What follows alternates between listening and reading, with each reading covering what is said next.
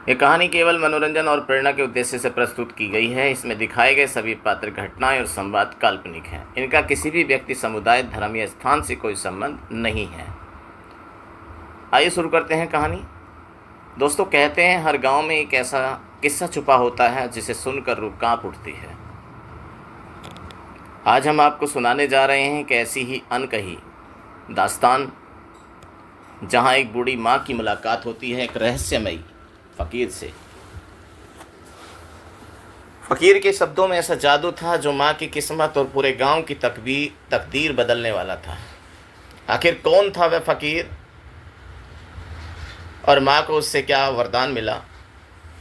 आइए जानते हैं इस रहस्यमयी और दिल को छू लेने वाली कहानी में। एक समय की बात है, एक छोटे से गांव में, जो अपनी सादगी और सीधे साधे जीवन के लिए जाना जाता था, एक अजीब फ़कीर रोज आया करता था। उसके चेहरे पर एक अजीब सी शांति और आंखों में एक अनोखी चमक थी।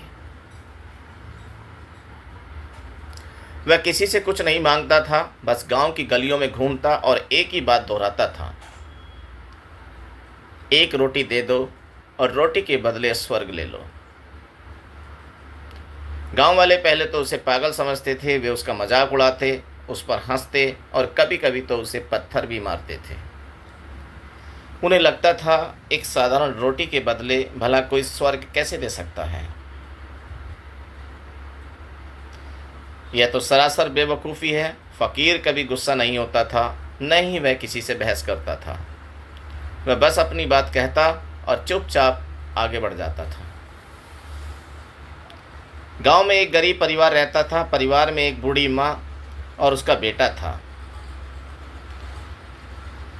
उनका जीवन बहुत ही मुश्किल था। अक्सर उन्हें भूखा सोना पड़ता था। एक दिन जब फ़कीर उनके घर के पास से गुजर रहा था, तो माँ ने देखा उसके पेट पर एक फटा हुआ कपड़ा बंधा हुआ है। मानो वह अपनी भूख को छुपाने की कोशिश कर रहा हो। माँ का दिल पसीज गया। वह खुद 2 दिन से भूखी थी, लेकिन फ़कीर की हालत देखकर उससे रहा नहीं गया। उसने अपने बेटे से कहा, बेटा, आज हमें भूखा ही रहना पड़ेगा, लेकिन उस फ़कीर को खाना देना चाहिए। देखो वह कितना कमज़ोर लग रहा है। बेटा, जो खुद भूख से परेशान था, हिचकिचाया, माँ, हमारे पास तो खुद खाने को कुछ नहीं है, फिर हम उसे कैसे दे दें? माँ ने अपनी झोपड़ी में रखी आखिरी बासी रोटी निकाली और फ़कीर को दे दी है। फ़कीर ने रोटी ली। उसकी आंखों में कृतज्ञता के आंसू थे। उसने माँ से कुछ नहीं कहा, बस मुस्कुराया और अपने रास्ते चला गया। उस रात माँ और बेटे को भूखा सोना पड़ा, लेकिन उन्हें एक अजीब सी शांति महसूस हुई,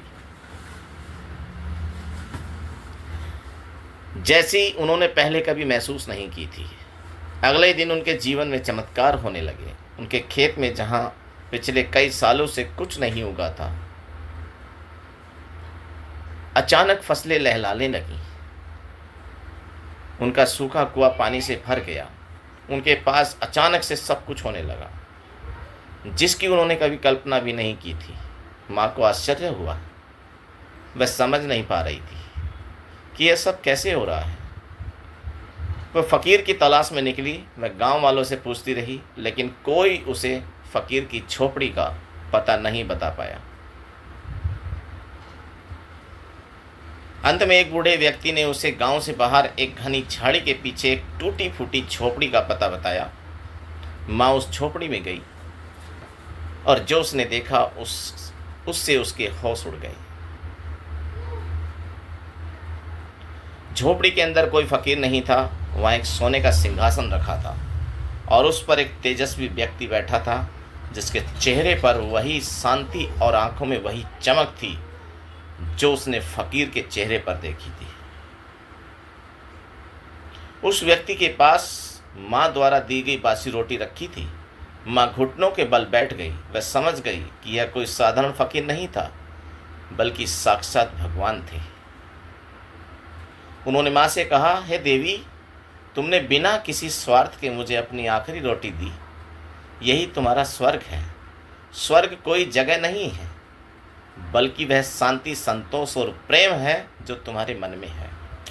माँ की आंखें भर आईं। वह समझ गई कि सच्चा सुख और स्वर्ग दूसरों की मदद करने में है, न कि धन दौलत में है। वह गांव वापस आई और उसने गांव वालों से वो कहानी सुनाई। गांव वालों ने फकीर से किए गए अपने दुर्व्यवहार के लिए शर्मिंदा महसूस किया। उस दिन के बाद से गांव में कोई भूखा नहीं सोता था। वे सभी एक दूसरे की मदद करते थे और खुशी खुशी रहते थे। तो दोस्तों, यह कहानी हमें सिखाती है कि स्वर्ग या नर्क कहीं और नहीं बल्कि हमारे कर्मों में ही है। एक छोटी सी दयालुता भी हमें स्वर्ग का रास्ता दिखा सकती है।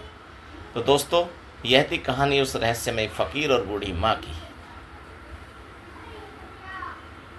जिसने हमें यह सिखाया कि भगवान का रूप कभी भी कहीं भी मिल सकता है,